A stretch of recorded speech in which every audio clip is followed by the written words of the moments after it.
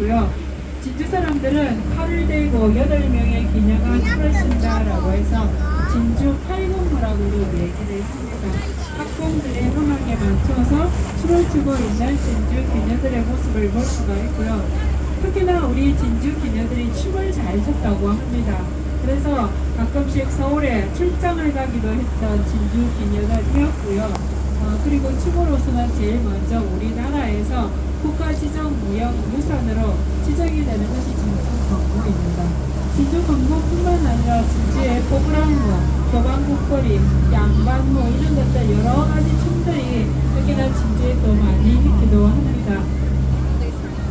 그리고 왼쪽에 보시면은 이제 진주성 앞쪽에 이렇게 동세로 길게 펼쳐진 진주성을 볼 수가 있습니다.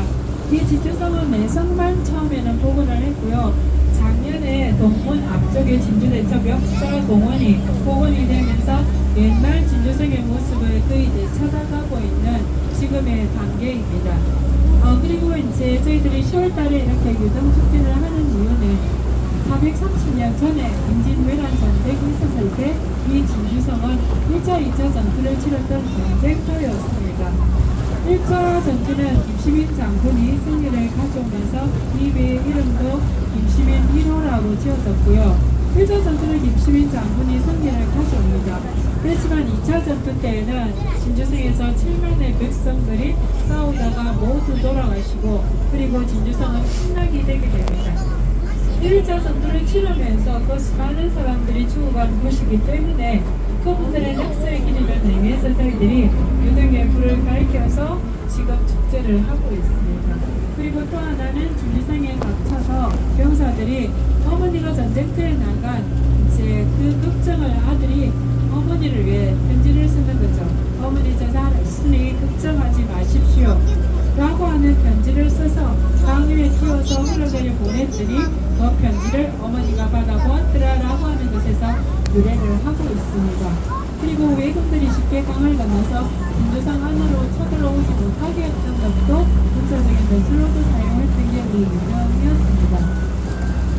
그래서 1월달 10월달에 축제를 하는 이유는 10월 10일이 1차 전투 승리의 날이고요. 진주 시민의 날로 정해져 있습니다. 그래서 10월 10일을 전후로 해서 한 15일간 유등축제를 하고 있는 것이죠. 그래서 2009년도부터 시작된 유등축제가 올해까지 26년째 이어가고 있습니다. 26년째 이어갈 수 있으면 우리 진주도 26년 동안 노하우가 다른 지역에 비해서 많이 쌓여있겠죠. 그래서 26년 동안 유등축제를 하면서 변전소를 따로 마련하고 있습니다. 안전에서 불이 안 들어온다. 이 변전소에서 불을 밝혀서 할 수도 있습니다.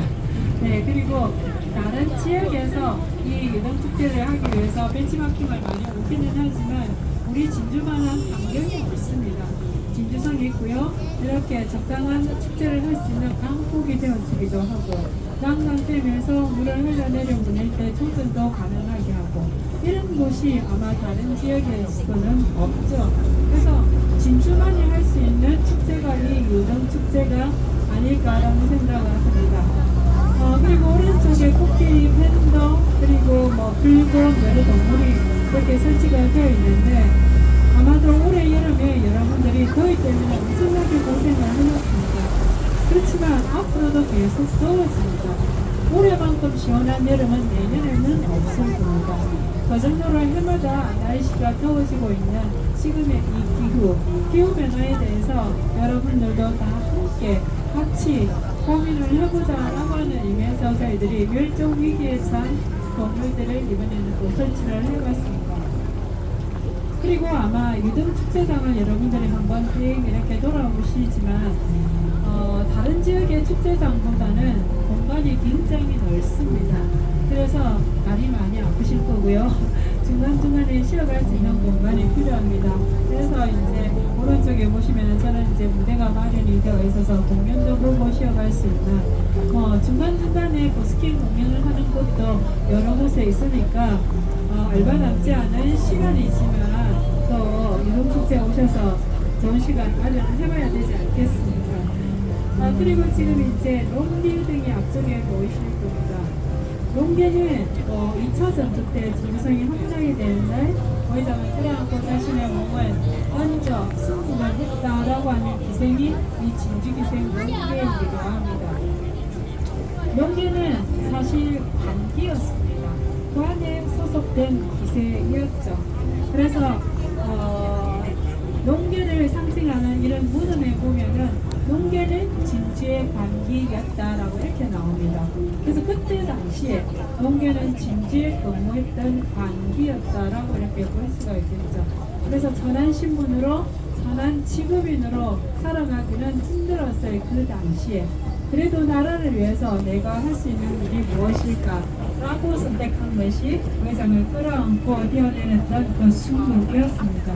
그래서 천안신문의 사람으로서 그런 선택을 할 수 있었다라는 것만 하더라도 아마도 의로운 기녀라고 이름이 붙여진 이유가 그게 있지 않을까라고 생각을 합니다.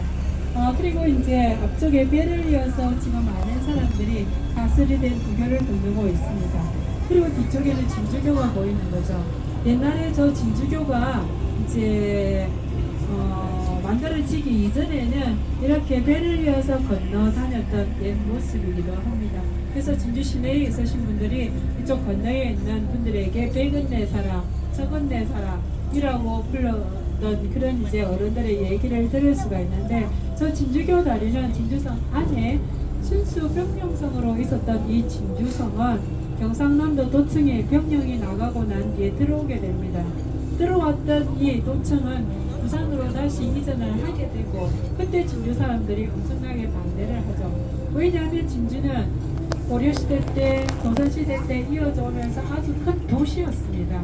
하나의 목이라고 하는 지금의 광역시 크기만큼의 큰 도시였던 이 진주가 시대가 변하면서 도청에 이 진주성까지 들어왔지만 결국은 부산으로 옮겨가게 되니까 반대에 이 일본인들이 다리 하나 놓아줄게 라고 하는 약속을 받아내게 되죠. 그러므로 인해서 저 진주교는 일본인들이 약속을 하면서 제일 먼저 지어지는 다리가 진주교 다리입니다.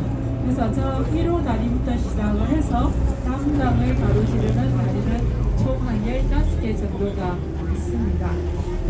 그리고 이제 동문 오른쪽이 진주대첩 역사공원, 동문 안쪽이 저희들이 이제 내성, 이렇게 해서 내외성 부분이 되었던 옛날의 진주성의 모습이기도 합니다. 그리고 진주성은 새로 복원을 할 때 성곽도 새로 쌓았고요. 그리고 동문도 새로 만들고 북문도 새로 만들었어요. 그 이전에 한 40년 전만 하더라도 진주성에는 많은 사람들이 살았습니다. 많은 사람들이 살았던 그 사람들을 이전을 시킬 때 진주성 안에 집채 수가 750채라고 나옵니다. 아마도 그 많은 사람들, 집들 중에서 일부가 남아있다면 많은 자료가 될 텐데 하나도 지금은 남아있지 않습니다. 이제 많은 아쉬움을 갖고 있는 곳이고요. 그리고 오른쪽에 촉성늘루가 보이시죠? 촉성늘루가는 780년 전에 지어진 루가입니다. 그런데 제일 마지막 6.25 전쟁 때 불타게 됩니다. 6.25 전쟁 때 불타는 이유는 인민군의 지휘본부라고 해서 사진 찍을 시간 주시나요? 네, 촉성들을 배경으로 해서 사진을 찍으실 수 있도록 여기 뱃머리에서 사진을 찍으십시오.